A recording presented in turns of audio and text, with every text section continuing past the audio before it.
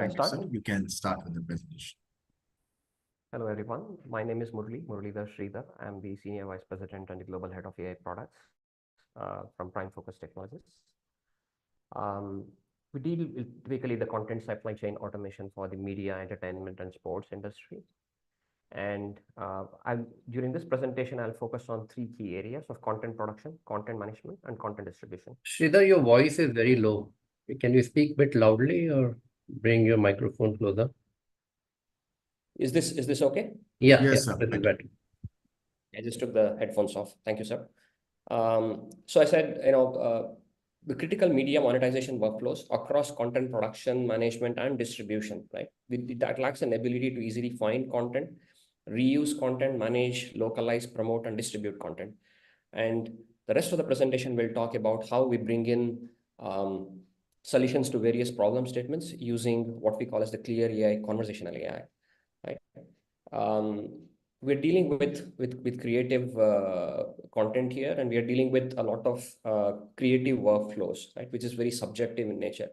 So one problem statement is being able to find the right content inside a media asset management systems. Typically, the prior art has been using keyword-based searches. And of course, feedback from the customers is that the experience is very poor. It's difficult for them to get content deep inside their content archives, which runs into hundreds and thousands and sometimes millions of hours of content in the archive. It's way too complicated to get through the filters. And if you don't know the right keywords that it has been tagged with at a superficial level, you just cannot get to the right content and reuse the content. And each genre, for example, if each type of sport or entertainment has its own different types of keywords and search needs. The other one is once you find the content, how do you act on the content, right? Typically, acting on this content is very complex. You typically create hard-coded workflows using JBPM kind of a BPM and solutions. You have workflows creation is quite expensive. You may have to go and ask the vendor to go and create a workflow for you. It takes time from the time you start to having the workflow in place, being tested and being used. And there's a lot of stress for users who have time-critical deliveries. The media content has to go on air. If it has to go on air at 7 o'clock, it has to go on air at 7 o'clock. And you just cannot push the time at all. And you still have to be creative and do all the stuff right in time and be able to and be in what we call as a perfectionist industry, right? In media, everybody seems to be very perfectionist in terms of every single frame that actually goes through into the content. The third one is if you take any of these consumer experience in the media OTT apps, right? There's a lot of subscription fatigue. There's an overwhelming amount of content, and being able to discover the one that I want to know is really hard. Sometimes you spend about 20 minutes to go and figure out what content you want to see. So let's say I'm on a train, I'm going to the office, and I have 20 minutes to watch. I'll spend a lot of time, if I want to go and find out something like, can you show me Tom Cruise romantic scenes or Tom Cruise action scenes? It's very difficult to go and find something like this because data is superficial. You can't have easy searches to be done in the content. A solution that we have is what we call as clear AI, conversational AI agents. So it's an agentic framework with a conversational AI at the front with about 80 AI engines behind it, all of them doing specific media solutions behind to deal with different types of content. And what we are saying is, look, you just go and ask and you find the content that you want.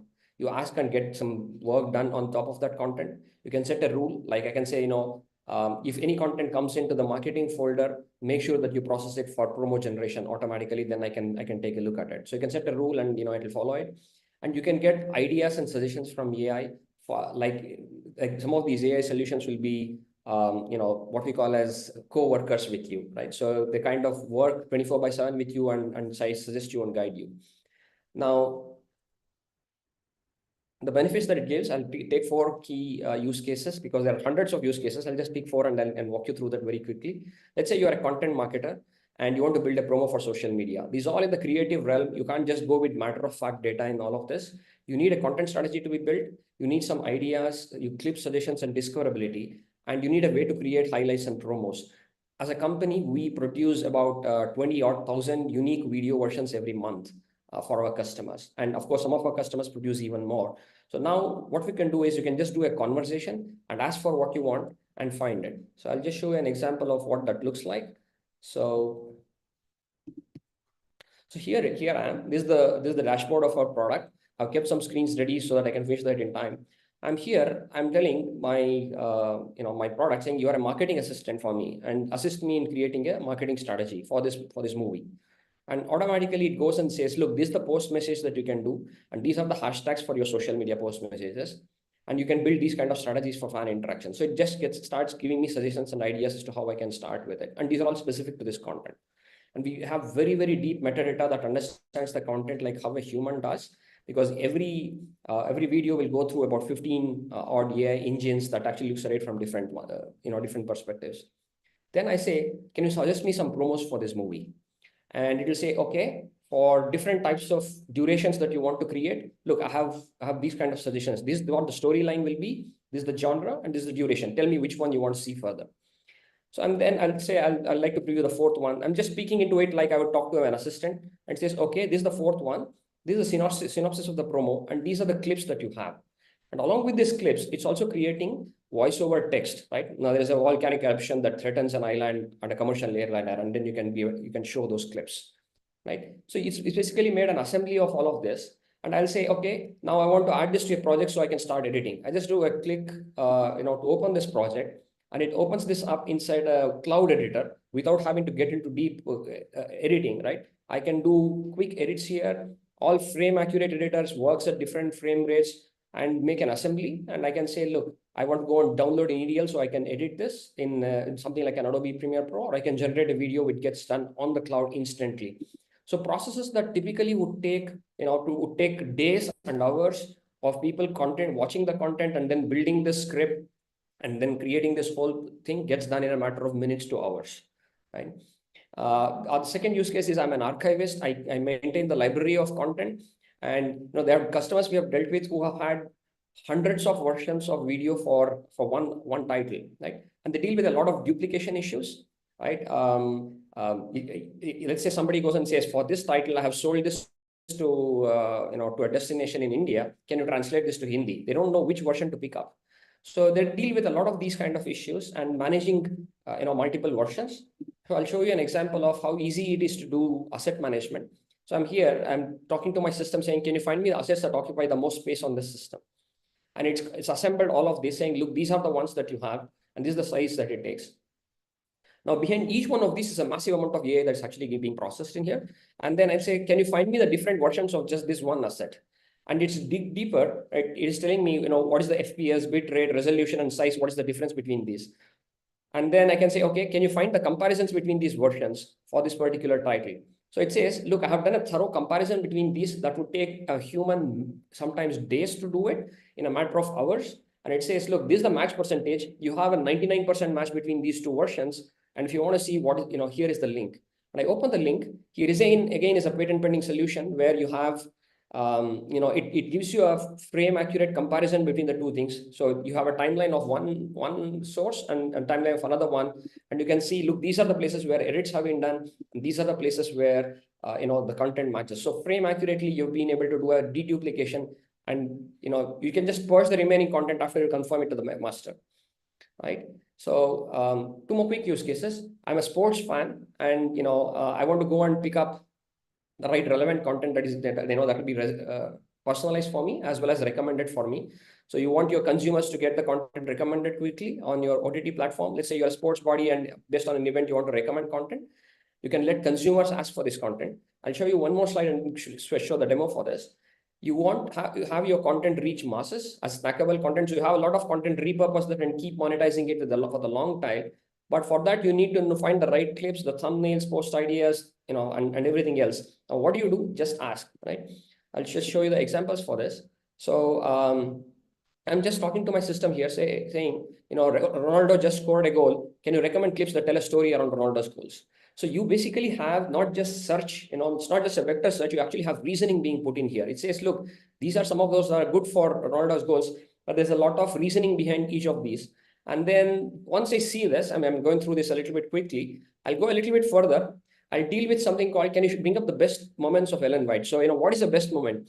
AI is making its own definition of what is the best moment, what's a controversy, what would be relevant. And then it comes out with reasoning and then picks up a lot of clips. Now I'll say, can you describe the second clip among this and provide the hashtags to post in social media? All of this takes a lot of creative work.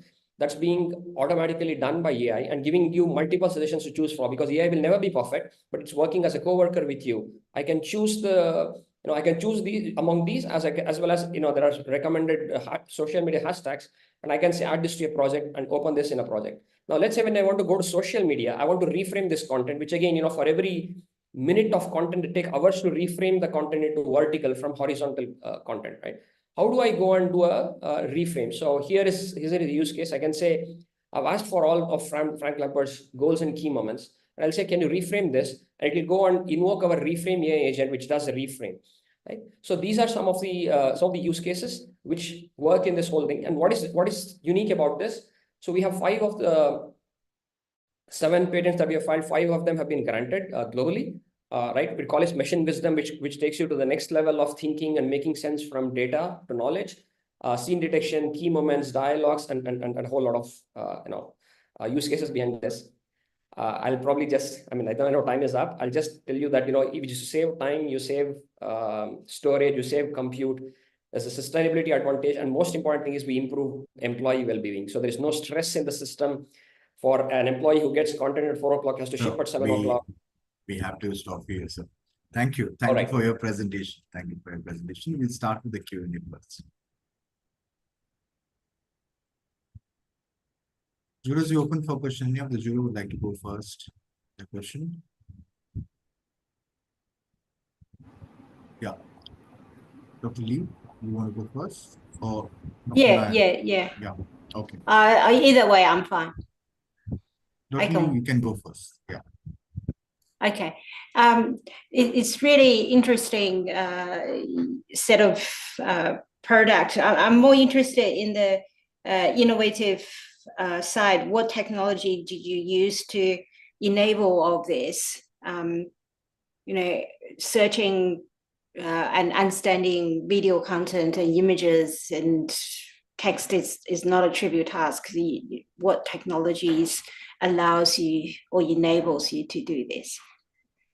Yeah, so I'll first deal with how we analyze the content before we predict what is the right content for use. So when you analyze the content, we do a multimodal assessment of the content with a patent that we have called as machine wisdom. So what machine wisdom does is, if you compare this to your brain, right, you have your various organs from where your eyes see things and your ears hear things. Put all of this together, the brain makes sense out of it. So this is something that we have a patent on, wherein multimodal assessment of the content happens. We cut the content into logical scenes, which is not just shorts, right? Meaningful stories inside that. And inside each one of them, we dig down and look at various facets and put all of these facets together. And we do what we call as what the typical ventral stream of the brain does. The same thing is being put in here into this machine wisdom to make sense out of this in 3 dimensions of time, visuals, audio, right? Put all of this together and then make higher level sense out of this. This is the first one. The second one is, if you look at, let's say, the reframe solution that I spoke about, it actually understands the content and it says which part of it is relevant in this. So it's basically an attention model that it goes and identifies what part of it is relevant and puts that together. So at each one of these, we basically have a set of different AI engines. So we have a solution for cricket where it can look, where our system can look at the sport. 15 AI engines look at it from different perspectives. Each one specializes it in one, right? So one looks at the scorecard, one looks at the screen, one hears the commentary, one listens to the sound of the bat hitting the ball, right? So all of this put together by machine wisdom will actually tell you where the content is and what is relevant and how to make it. Yeah, put it in academic terms, I think this is multimodal foundation models, a bit like the GPT-4o mini. That is able to pass multimodality data. So do you train models like that, or yours is based on a collection of things that you manually analyzed? So what happens is we have a set of deep learning models. Each one of these are not generative AI models. Each one of these are deep learning models. But on top of the deep learning model is a generative AI model that puts all of this together, right? So there we use typical LLMs, both multimodal LLMs actually, but underneath you have, all these underneath models are all deep learning models. Yeah. So these are closed words in the sense that your data is only curated by yourself, or users can put in any data and they will be able to enjoy the features? No, we have two types. One is we use open data sets for certain things, like let's say face detection, transcription and such, use open data sets. But when we train for specific things, like let's say a bowler delivering a ball, right? Then we use with customers' data, and that model will be reserved only for that customer and nobody else. Right? So we use a combination of both private data sets, which are specific to customers, where we have permissions, and then we have open data sets that we deal with for other purposes. Yeah. Thank you so much. Thank you. Thank you. Professor Nair, over to you. Yeah, I think some of the questions have been asked already and answered. I just want to know then one thing, how much time does it take? You query and then how much time does it take to get back? This takes anywhere between 10 to 30 seconds, right? And that also depends on whether we have reserved the PTUs for the LLM. So, it can be as less as 5 seconds to 10 seconds if we reserve the PTUs. But if you use, for things like demos, it can take anywhere between 10 to 30 seconds to process the content. And it does a lot of backend processing that happens. So that is for the prediction when we ask the question. But before the prediction, there is a lot of prep that happens. As soon as the content comes, there's a workflow that kicks in and processes this. That typically takes 1 hour, 1x, right? 1 hour of content gets processed in about 1 hour because it produces a massive amount of metadata behind it. Okay. If I can think openly, can I imagine that I need a tutorial video on large language models? Will it help me out? If you have created a tutorial video of large language models and you want to go and search, yeah, for sure it can go and find. I'll give you one example. So let's say you have, you're a fan of cricket, and you have put in the data of, there are videos that are describing, let's say, elasticity, right? So you say, I'm a cricket fan. Can you explain elasticity, right? For like how you would do for a cricket fan, it will do the interpretation and give it to you. But for that, it needs to have the knowledge or a tutorial of that pre-ingested into it. Okay. So it deals with your enterprise data or your specific data and not necessarily the global data of an LLM, right? It's kind of focused to your enterprise It's closed data in some sense, yes. Okay. Thank you so much. So you have shown the combination of LLM and other stuff, your base models. Now, where exactly you're using LLM and what percentage of your entire solution composition is of LLM? Yeah, the first one is vectorization of content, for which we use the LLM. The second one is when the conversation comes, we reach out to an LLM, create the vectorization, do the rest of the lookup and all the processing internally with our own solutions. Then we use LLM for two things. One is to enhance our reasoning, before we present, and then to create the language of presentation, right? So these are the three places we use interventions of LLM when the conversation is happening. But let's say when we are doing the metadata of the processing, when the content comes in at that level, like I said, we have a set of deep learning engines, but all of these put together, we use LLMs to build topics and synopsis based on already the processed content that we have. So these are two areas that we use. This cognitive search engine which you have built, it is a proprietary or you have used off the shelf? No, for search, we actually use OpenSearch. Okay. But all the other things that I spoke about, right? Those are all proprietary, and as well as like I said, we have patents on all 5 out of those 7 engines already. Okay. Dr. Maninder? Sorry. The next shooter for the question. Yes, maybe one clarification, not a queries question specifically. So your model can retrieve clips from the system. So does it also have the ability to generate the clips according to the query? No. Content creation, we have just created what we call as an image generation solution that is still being used for pre-visualization. So let's say you have an artist and you have written the script, but I want to explain the script in visual form. So we have a solution where I can do image generation based on that. So it reads the script, cuts it, and then creates it. But we are not into creating videos yet because at least from the industry that we come in, people are yet not believing that AI generated content is good enough to go on on real footage, right? So we are through that process, sir. We are not there yet. Okay, so for the LLM, the input can be text as well as multimedia content, but the output will always be textual in nature. I mean, the output is not just textual in nature. That text that it comes out is also augmented with the rest of the clips, content that we have, so that you have relevant clips that come out. Okay, so it produces also videos from existing videos. It doesn't create new videos. It creates videos from existing videos, like highlights, for example. Okay, got it. So it's something like a span instead of, right, got it. Yeah, thank you. Thank you, Julius. Thank you for your time. Mr. Mohiter, I'm sharing a link in the chat box for you. Please to copy the link before you leave the sessions. The link is in the chat box. Zoom chat box. Very good solution, Sridhar. Thank you, sir. Thank you very much. And we are an Indian company, by the way, homed in India. Yeah. Thank you, sir. Wish you the best. Thank you.